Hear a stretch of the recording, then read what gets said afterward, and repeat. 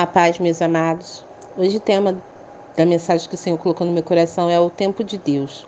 O que Deus tem feito em sua vida? E é com esta pergunta, o que Deus tem feito em sua vida, que eu quero começar essa mensagem.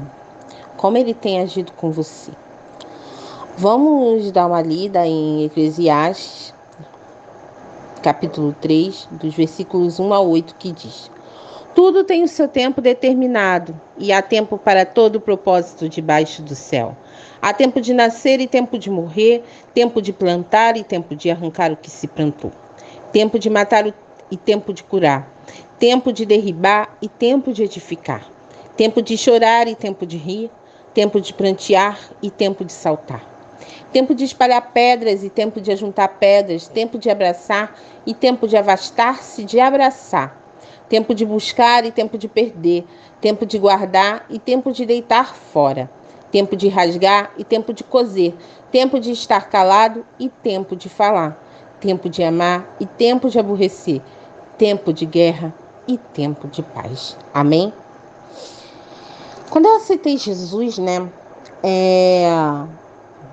muitas coisas que pareciam sólidas na minha vida, elas foram sendo transformadas. Deus, ele começou a trabalhar de uma forma tal que me fez ficar cada vez mais dependente dele e que eu fosse me tornando uma pessoa bem mais paciente do que eu era. Deus, ele age com cada um de nós de uma forma diferente.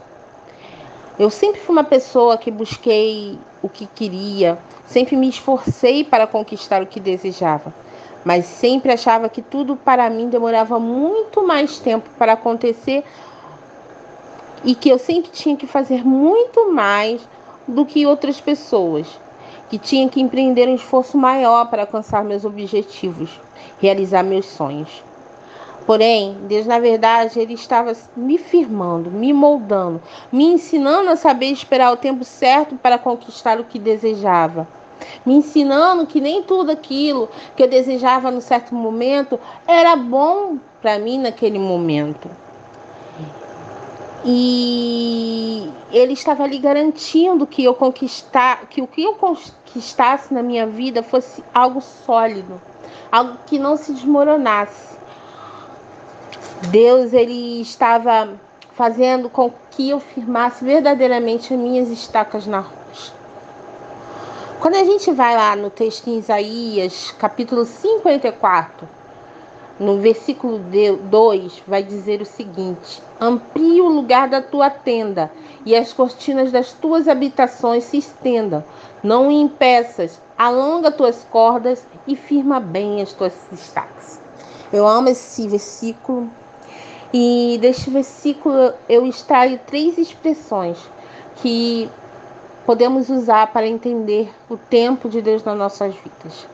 A primeira delas fala: amplia o lugar da tua tenda.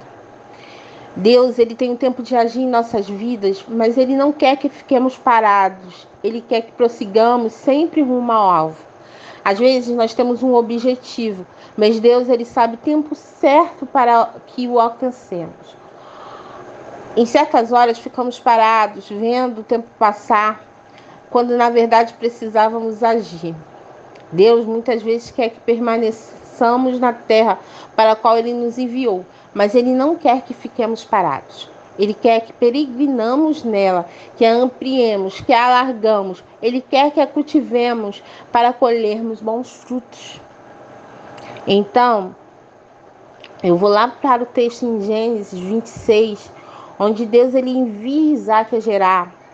Lá no versículo 2 e 3 diz o seguinte: e apareceu-lhe o Senhor e disse: não desças ao Egito, habita na terra que eu te disser, peregrina nesta terra e serei contigo e te abençoarei, porque a ti e a tua semente darei todas estas terras e confirmarei o juramento que tenho jurado a Abraão, o teu pai. Deus, ele manda Isaac à terra, mas também manda que ele peregrine nela. Peregrinar significa andar longamente por lugares vários e distantes. Deus quer que avancemos, ele quer que produzamos. E foi o que Isaac fez quando foi a Gerar. Ele começou a cavar os poços que cavaram nos dias lá de Abraão e que foram entulhados pelos filisteus. Quando a gente vai em Gênesis 26, nos versículos 19 e 20, vai dizer: cavaram, pois, os servos de Isaac naquele vale e acharam ali um poço de águas vivas. E os pastores de Gerar porfiaram com os pastores de Isaac, dizendo: esta água é nossa. Por isso chamou o nome daquele poço Ezeque, porque contenderam com ele. Isaac, ele cavou, ou seja, ele buscou, mas houve contendas que aqui podemos entender como as provas que temos em nossas vidas.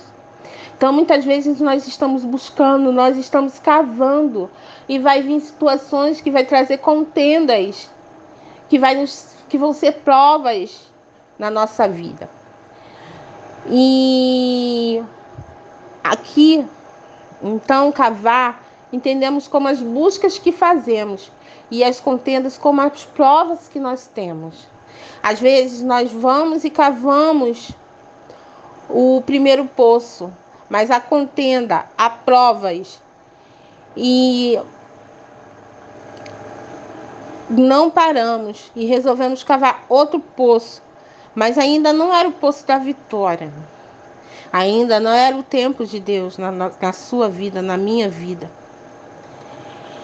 E o que esses textos nos ensinam é que a gente não deve parar. É que a gente deve continuar, que a gente deve prosseguir. Quando a gente vai em Gênesis 26, no versículo 22, vai dizer: e partiu dali, cavou outro poço, e não porfiaram sobre ele. Por isso chamou o rebote e disse: porque agora nos alargou o Senhor e crescemos nesta terra. Ele fala ali: e partiu dali e cavou. Pensa, você está na mesma terra, mas não está parado. Você anda, você peregrina, você prossegue e cava um novo poço. Você busca novamente. E aí vai falar: nos alargou o Senhor e crescemos nessa terra. Você cresce, você amadurece. Você sabe que tem que produzir. E Deus quer que você continue prosseguindo, cavando o próximo poço, alargando o lugar da tua tenda. E aí chega a hora, o tempo de subir a Berseba, meu irmão. Esta é a hora, este é o tempo que Deus determinou na sua vida. Lá em Gênesis 26, 24 diz: e apareceu-lhe o Senhor naquela mesma noite e disse: eu sou o Deus de Abraão, teu pai. Não temas, porque eu sou contigo, e abençoar-te-ei, multiplicarei a tua semente por amor de Abraão, meu servo. Deus, ele hoje está reafirmando promessas aqui conosco. O tempo de cavar outro poço chegou. É tempo de pessoas aqui receberem vitória. É tempo que veremos o Senhor preparar um banquete. É tempo de encontrar a melhor água. A água nos lembra a abundância. A abundância de Deus, ela vai chegar na sua vida. Pois o tempo de Deus para ti é hoje, é agora. O tempo de Deus em nossas vidas chegou. E quando a gente volta lá no texto em Isaías 54, a segunda expressão que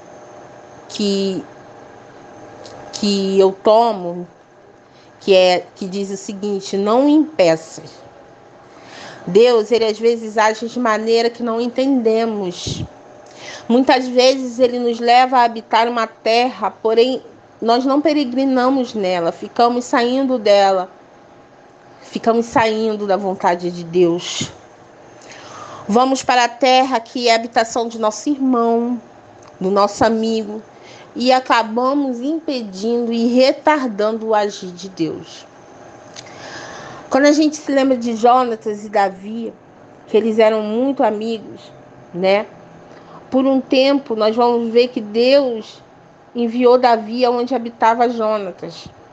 Porém, para que as promessas de Deus se cumprissem na vida de Davi, os dois não poderiam peregrinar na mesma terra. pois Davi iria ocupar o lugar de Saul, pai de Jonatas, e Deus tinha que agir, que para no tempo determinado colocar Davi como rei. Jonatas foi importante na vida de Davi, mas uma hora os dois tiveram que se separar, porque Deus tinha um propósito na vida de Davi, e Jonatas não fazia parte desse tempo de Deus na vida de Davi. Quem tem sido o Jonatas da sua vida? Ele tem deixado você prosseguir? Pois se Jonatas não deixasse Davi ir, Saul teria matado e os planos de Deus teriam sido impedidos. Devemos nos colocar na posição em que Deus quer. Não impeças o agir de Deus. É como Ele quer, é o do jeito dele. Às vezes, é preciso que perdemos para podermos ganhar. O que você precisa perder hoje? Eu peço a Deus que Ele venha desvendar os nossos olhos para que vejamos o que Ele espera de nós. Uma hora, irmão, você terá que ir além. Você terá que deixar algo que ama ou que lhe é necessário. Deixará os Jonatas da sua vida, porque o que Deus tem para ti é além daqui.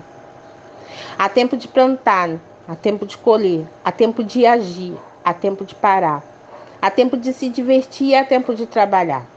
Há tempo de ficar no banco aprendendo, há tempo de estar no púlpito ensinando. O que você tem feito? Em que tempo você está? Qual o tempo de Deus em sua vida? Às vezes Deus está nos chamando a assumirmos responsabilidade para crescermos. O que Deus quer te dar é maior do que o que você pode imaginar. Quando vamos lá no texto em Romanos, capítulo 12, do versículo 6 a 8, vai dizer o seguinte: de modo que tendo diferentes dons, segundo a graça que nos é dada, se é profecia, seja ela segundo a medida da fé, se é ministério, seja em ministrar, se é ensinar, haja dedicação ao ensino, ou o que exorta, use esse dom em exortar, o que reparte, faça-o com liberalidade, o que preside com cuidado, o que exercita misericórdia com alegria. Qual o seu dom? Ele deu um dom a cada um de nós. Ele deu uma posição para cada um ocupar no tempo determinado.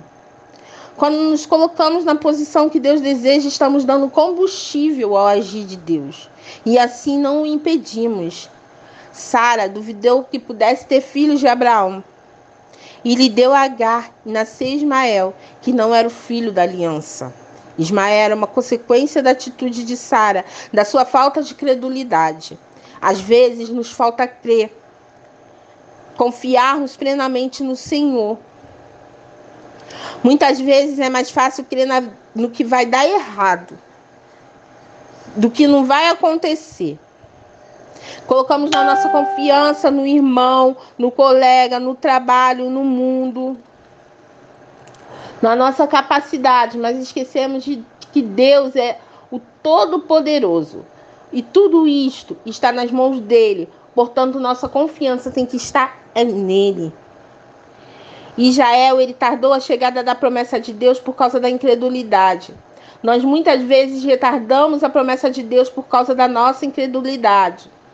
O que você tem feito que tem impedido o agir de Deus para que você alcance o que Ele te prometeu? A terceira expressão que eu vou tirar do texto, em Isaías 54, é a seguinte: alonga tuas cordas e firma bem as tuas estacas. Quando a gente vai lá em 1 Coríntios, capítulo 15, versículo 58, Deus vai nos dizer: portanto, meus amados irmãos, sedes firmes e constantes, sempre abundantes na obra do Senhor, sabendo que o vosso trabalho não é vão no Senhor. E quando a gente vai lá no Salmo 40, do versículo 1 ao 2, vai dizer o seguinte: esperei com paciência no Senhor, e Ele se inclinou para mim e ouviu o meu clamor. Tirou-me de um lago horrível, de um charco de lodo, pôs os meus pés sobre uma rocha, firmou os meus passos. Deus manda sermos firmes, sermos constantes. Davi firmou seus passos na promessa do Senhor, pois confiava no Senhor. Deus quer que firmemos os nossos passos, que nos alicercemos em sua palavra, em suas promessas. Ele quer que tenhamos esperança e paciência, mas isso não significa que ele quer que fiquemos parados. Davi não ficou parado, inerte ao que estava acontecendo. Ele foi alargando a sua tenda, dando um combustível ao agir de Deus, mas ele esperou o tempo de Deus se cumprir na vida dele. Muitos acham que esperar é parar. Esperar é confiar, é contar com, é desejar que algo aconteça. Davi esperava, clamava e se humilhava perante o Senhor. E quando clamamos e nos humilhamos perante o Senhor, barreiras são derrubadas, setas são desviadas e Deus não é impedido. Quando a gente vai lá em Jó 42, no versículo 2, vai dizer o seguinte: bem sei que tudo podes e que nenhum dos teus propósitos pode ser impedido. Jó, ele é um outro exemplo. Perante tudo que passou, soube esperar o tempo de Deus. E apesar de tudo que sofria, ele também agia, humilhando-se perante o Senhor e dando-lhe glória, não impedindo o agir de Deus, mas firmando seus passos no Senhor, que é a nossa rocha. Quantas promessas Deus lhes fez, quanto tempo se passou, e muitas delas ainda não se cumpriram. Porém, o tempo de espera é um tempo maravilhoso, meus irmãos. É um tempo em que crescemos, é um tempo em que nos aproximamos mais e mais de Deus. É o tempo de deixá-lo agir, endireitando nossas veredas, nos transformando, nos capacitando, para que na hora em que recebemos as bênçãos, saibamos aproveitá-las da melhor forma, para não perdê-las. Hoje é o tempo de Deus em nossas vidas. Hoje é tempo de termos santidade. Hoje é tempo de termos intimidade com Deus. Hoje é o tempo de pregarmos o Evangelho. Hoje é o tempo de amarmos. Hoje é o tempo de vigiarmos. Hoje é o tempo das batalhas. Hoje é o tempo da obediência. Hoje é o tempo de buscarmos maturidade. É tempo de edificarmos sobre a rocha. É tempo de nos enchermos da presença do Senhor. É tempo de ampliarmos o lugar das nossas tendas, avançando contra as trevas. É tempo de enchermos do Espírito Santo de Deus, para que Ele nos conduza da melhor forma possível e para que chegamos assim à nossa terra prometida. Amém, meus irmãos? Hoje, meus irmãos, é tempo de vitória, porque antes de qualquer sonho ser nosso, ele é de Deus. Portanto, termino aqui dizendo que saibamos esperar o tempo de Deus em nossas vidas, confiando no Senhor perpetuamente, porque o Senhor Deus é uma rocha eterna. Amém? Fiquem na paz do Senhor Jesus Cristo e continuem caminhando firmes e constantes rumo à vitória. Graça e paz.